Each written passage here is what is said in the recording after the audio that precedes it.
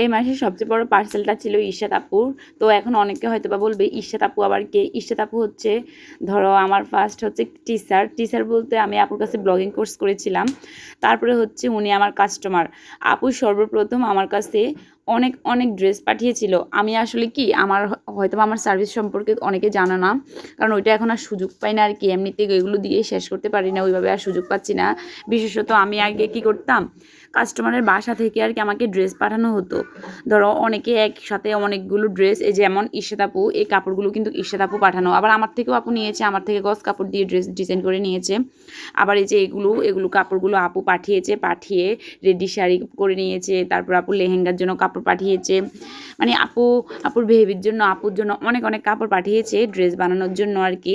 তো আমি একদম যত্ন সহকারে আপুর ড্রেসগুলো বানিয়ে দিয়েছিলাম, এবং আপুর রিভিউ দেখলে আসলে সত্যি অবাক হয়ে যাবে তোমরা। আপু অনেক অনেক সুন্দর একটা রিভিউ দিয়েছিল, আপুর অনেক অনেক বেশি পছন্দ হয়েছিল ড্রেসগুলো। আসলে আমি আপুর কথা যদি শুরু করি তা কখনোই শেষ করতে পারবো না এই 2 মিনিটের একটা ভিডিওতে।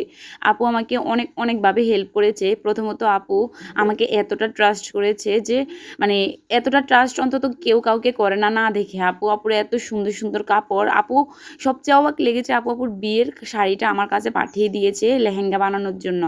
তো আসলে এত বিশ্বাস করে না কেউ কখনো কাউকে, উনি আমাকে চিনে না, জানে না। তোমরা জাস্ট আমাকে 150 টাকা পাঠাতে অনেক ভয় পাও, বাট আপুর এত এত গজ কাপড়, এত এত শাড়ি, সুন্দর সুন্দর সব কিছু আপু আমাদের কাছে পাঠিয়ে দিয়েছিল ড্রেস বানানোর জন্য। কিন্তু আপু আমার পেজটাকে অনেক সুন্দরভাবে প্রমোট করে দিয়েছিল, এবং সবচেয়ে বেশি আপুর অবদান ছিল আমার মেশিন কেনার সময়। মানে আমি ফার্স্টে যখন একটা মেশিন কিনেছিলাম, কেনার পরে ওভারলক মেশিনের খুব বেশি প্রয়োজন ছিল, কারণ আপু যে ড্রেসগুলো পাঠিয়েছে এগুলো বেশিরভাগই হচ্ছে পিছলা কাপড়, জর্জেট কাপড়ের, যে এগুলোতে ওভারলক ছাড়া হবে না।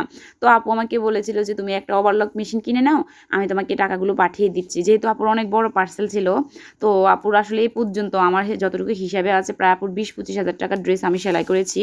তো ফার্স্ট আপু আমাকে একদম ড্রেসও আপুর আমার কাছে, এবং আপু আমাকে একদম অগ্রিম পেমেন্ট করে দিয়েছিল, অ্যাডভান্স করে দিয়েছিল, যে তুমি সমস্যা নাই, তুমি আগে ওভারলক মেশিন কেনো, সমস্যা নাই। বললাম না, আপুর কথা যদি আমি শুরু করি তা কখনো শেষ হবে না। তো আপু তোমাকে অনেক অনেক ধন্যবাদ। তুমি টিচার হিসেবেও বেস্ট, এবং আমার কাস্টমার হিসেবেও বেস্ট। তো তোমাদের উদ্দেশ্যে একটা কথাই বলবো, তোমরা যদি ফেসবুকের রুলস মেনে কিছু টাকা ইনকাম করতে চাও, তাও ঘরে বসে, তো আমি বলবো তোমরা অবশ্যই আপুর কাছে কোর্স করে নিবে, ব্লগিং কোর্সটা। আপু অনেক সুন্দরভাবে তোমাদেরকে কাজ শিখিয়ে দিবে, যে তোমরা অন্তত ঘরে বসে নিজের হাত খরচটা নিজেই চালাতে পারবে।